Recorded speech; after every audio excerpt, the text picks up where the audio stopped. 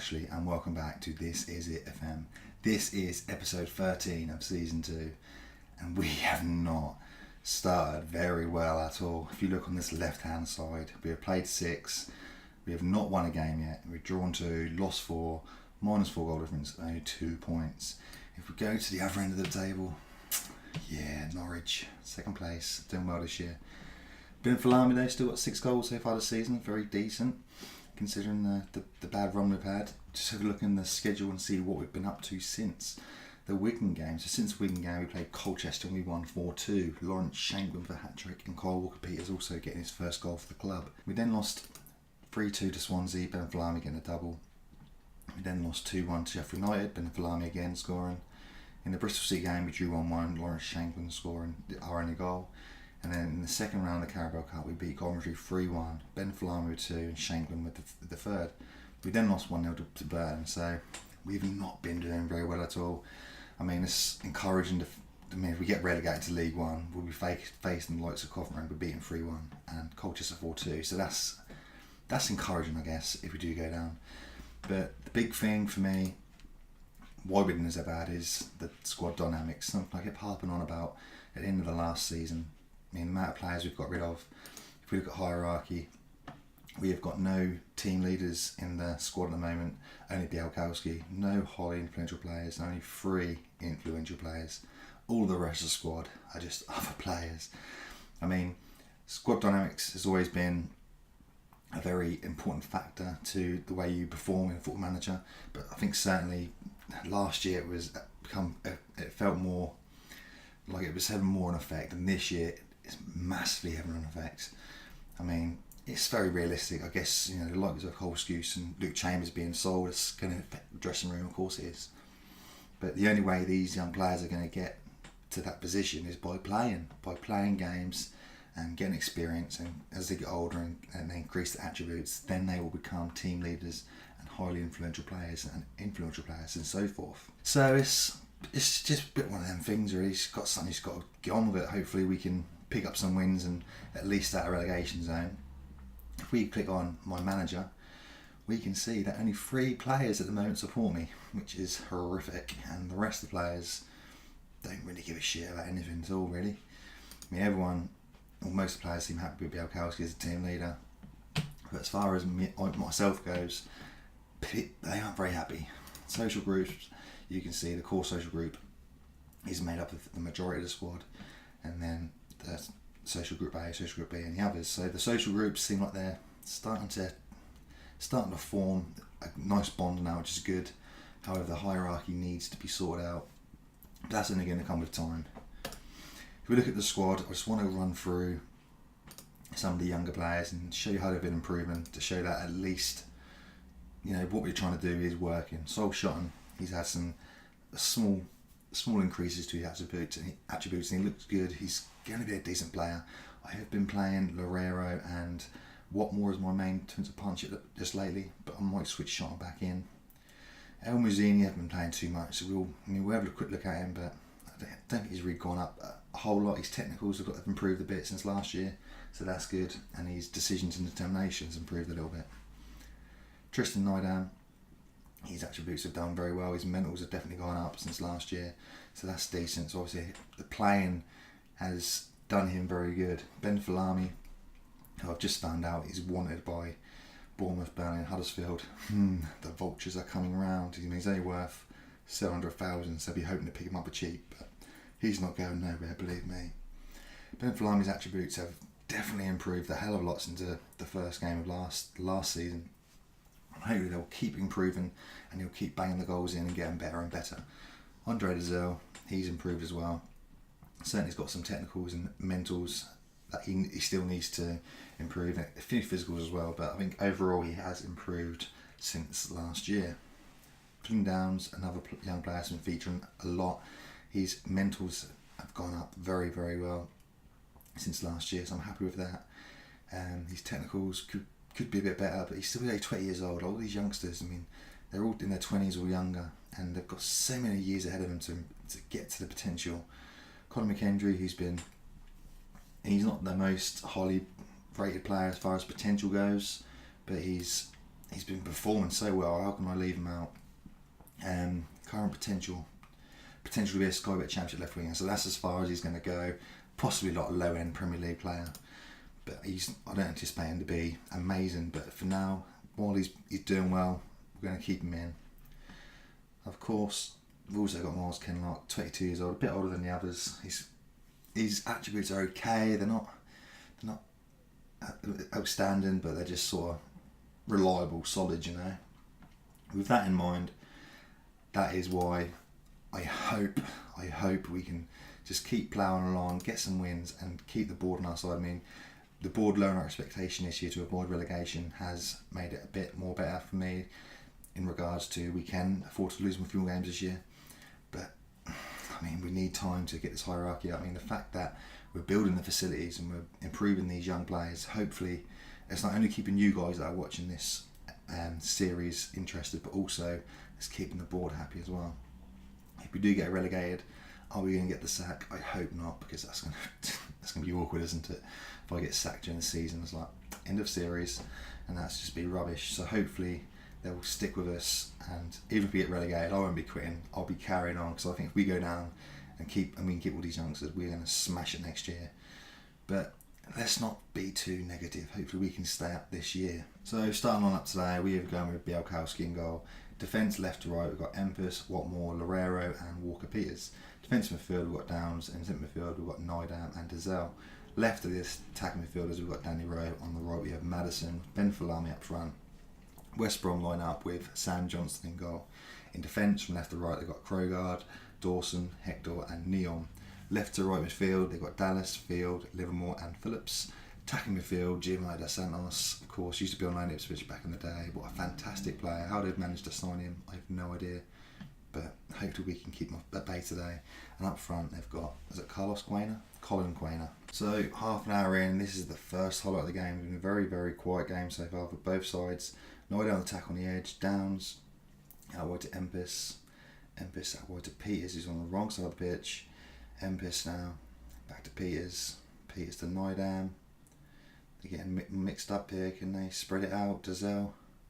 Downs. Good ball for Empus. Brilliant ball. Whips it in. Madison's there. 1-0. That's what we wanted. We need a massive confidence boost in these two live comps today, just to get the morale up and the confidence around the club a lot higher than it is. One thing I forgot to mention before the game, as far as squad dynamics go, the hierarchy, I've been having a little look around online and spoke to a couple of other creators, and one massive thing to keep the dynamics and morale up is by constantly licking the shit out of all the players' asses. Like every time they do play well in the game, praise them, tell them they've done well. Every time they've had a good week in training, tell them they've done well. Every month or so, praise their conduct. Keep praising them, that keeps the morale up. And eventually, once you start getting wins, everything else starts a snowball effect. So hopefully, if we can hang in there, we should be able to keep our job here. But 1-0 up against West Brom, great start to the game. It's just what we wanted. Falami's just been taken down the edge, and that's going to be a free kick to Town. So a red card for West Brom. Oh dear, Sam Field's been sent off.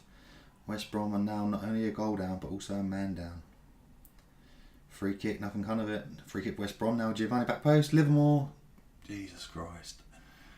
West Brom go a man down, and they've just equalised. Jake Livermore and Giovanni Dos Santos, two players that have been on loan at Town before in the past, link up to equalise for West Brom. Cole Walker-Peters now thrown on the right. Falami on the edge to Nydam, he shoots just over the bar, and that'd be a goal kick to West Brom. So half time, it is 1-1 here at Portland Road. We took the lead early on through Madison, well not early on, half an hour in, and then 13 minutes later Sam Field got his second yellow card and got sent off. However, West Brom equalised just before the half time break through Jake Livermore. We need to really pick this up the second half. We need to take advantage of this 10 men of West Brom, get a win, boost the confidence a little bit going into the next game against, I forget who we're playing now. Yeah, I can't remember who we're playing now next game. It's totally just Blackburn, that's it. So we need to win today to get a bit of confidence going into the Blackburn game, because if we need to get a win out of these two games, we need to get the first win on the board, get a bit of confidence. And we've got the Norwich game coming up, and we definitely don't want to be hammered in that game again. We need to beat Norwich this season. We definitely need to beat them. Dazelle with the corner into Falami, cleared out, Nydam picks up the scraps, it's been taken down. That'd be a free kick on the left hand side for Ipswich. 1 hour played, Falami with a free kick on the left of the box. He goes for the goal, but it's just gone over the bar. We've made a couple of changes to player roles. We've changed Dazelle to a Roman playmaker, Nydam to a box to box, and Danny Rowe to a winger on the left hand side. They're not playing very well at the moment. Still trying to figure out the best way to play the two centre midfielders as far as which roles complement each other. I think we definitely need one playmaker in there. But I also think we do need a box to box as well for this tactic. Quainer, 1-on-1 Białkowski. Białkowski saves. West Brom, man down, almost go a goal up. Walker Peters now on the right hand side, but it's a ball in back post. Cleared out to Nydam, so Danny Rose shoots out wide. And there's going to be a free kick for West Brom offside. 15 minutes left and we've made all 3 subs. Zalalam's come on for Dazelle, Burke's come on for Rowe, and Shankland has come on for Ben Falami. Can they make the difference for this last 10 minutes? Can we get the winner against the 10-man West Brom? As they have a free kick now, and Colin Quainer, 10 men of West Brom have gone ahead. This is not good. I mean, we are really, really struggling at the moment. And Giovanni Santos once again whips a free kick into the back post. I think I've set my free kicks up badly. I think we're going to have to put them free kicks back to default as far as defending goes. We go 2-1 down. Deary, deary me. 6 minutes remain. Deary, deary me. Is this the last highlight? It is. Giovanni Santos comes back to Portland Road to set up 2 goals for the 10 men of West Brom as they come from behind to win with 10 men. That is disgraceful. Let's hope we don't get sacked. Jesus. So calmly. We were unlucky, to be fair. Well, next game will be Blackburn. We'll be back in a bit. Here we are at the end of the Blackburn game. Blackburn start off with Ray in goal. In defence, left to right, they have Williams, Lenihan, Bennett and Martina.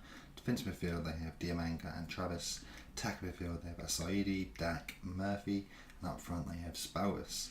For Ipswich today, we have Białkowski in goal. Left to right defence, unchanged from the last game. We have Empus, Watmore, Lorero and Walker Peters. Midfield today, we have changed it to Kane as the ball-winning midfielder and Bishop to the box-to-box. We've gone back to 4-2-3-1 gegenpress. We're going to leave it at this now. If we win, we win. If we lose, we lose. We're just going to leave it. We're not touching anything. We need to go back to how it was at the beginning of last season. Burke is going to be the inside forward on the left. Zalalam is attacking midfielder, Madison on the right with Falami up front. And the game kicks off. Bennett out wide to Murphy. We need to win this. If we lose again, I don't know if we're going to be back for another episode because we're probably sacked. Free kick for Town. SID tripped. Lorera. Białkowski to take the free kick deep in Town's half. Lorera on the right. Dribbles forward and passes to Madison. Madison's on rush and Peters.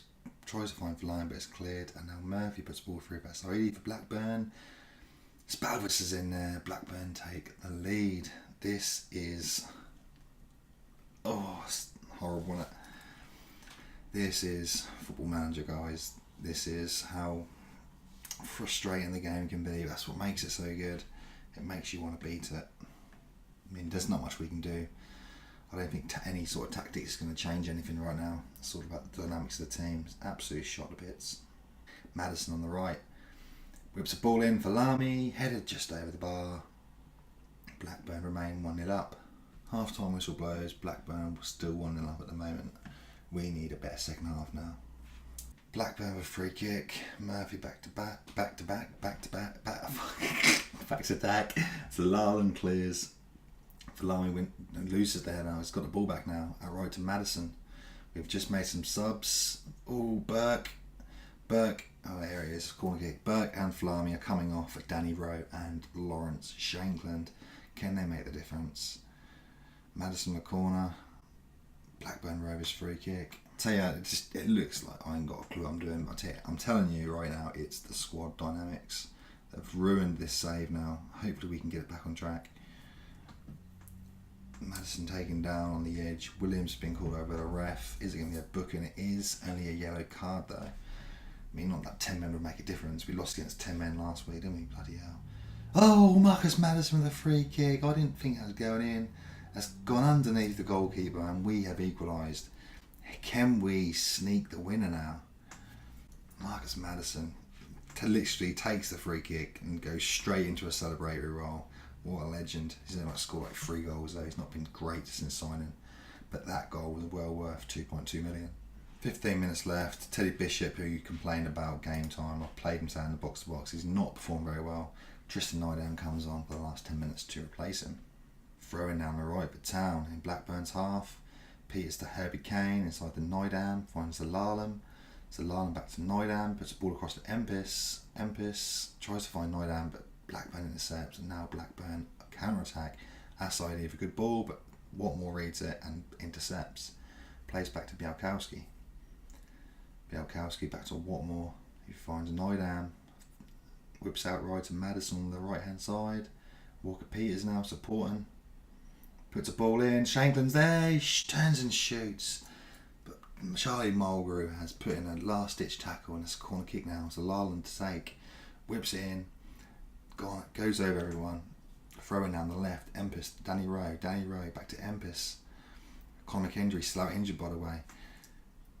Herbie Kane is Maddison. He shoots. Comes across to Danny Rowe and he shoots. But it's deflected out for a corner kick on the left-hand side. Marcus Maddison to take. Puts it in. Oh, off where I found Shankland there. Raya comes out and collects possession. Empis now on the left. Thrown on the left. Yeah, the referee's playing. That's the end. 1-1. Game finished 1-1. We got a point this time. A bit more of an encouraging performance. But we really need to push on and calmly. Like that. Team talk. So next up we've got Palace at home. I think we've got 2 or 3 games and then we've got the Cardiff and Norwich game, which I think is where we'll come back for. So let's have a look at the schedule. Yeah, we've got Palace at home, Stoke away, Reading away, and there's no easy game in this league, is there? We'll come back for the Cardiff game. We'll do a double header against Cardiff and Norwich. For now, I mean, we've had 8 games. 8 games, still haven't got a win yet. Only got 3 draws. We are stuck in that relegation zone by 3 points. We need to start winning, otherwise we could find ourselves in trouble with the board. Norwich have had a couple of bad results. They've come down to 6th now. I mean, Cardiff top the league, haven't lost. That's going to be an interesting game. Yeah, I mean, if we can make it to that game, we might get sacked in the meantime. Let's hope not. Thanks for watching, guys. I hope you are enjoying the series so far. Obviously, the fact that we're losing, I don't know how it goes down with people. Maybe some people like it because a bit of drama, do you know what I mean? And it's a bit more realistic to have ups and downs. But certainly, I've still got a lot of optimism for this save. I think we will turn it around. We just need to stick with the same players and formation now, give a bit of faith, and hopefully it will work out. We'll see you guys back for the Cardiff game. Cheers. See you later.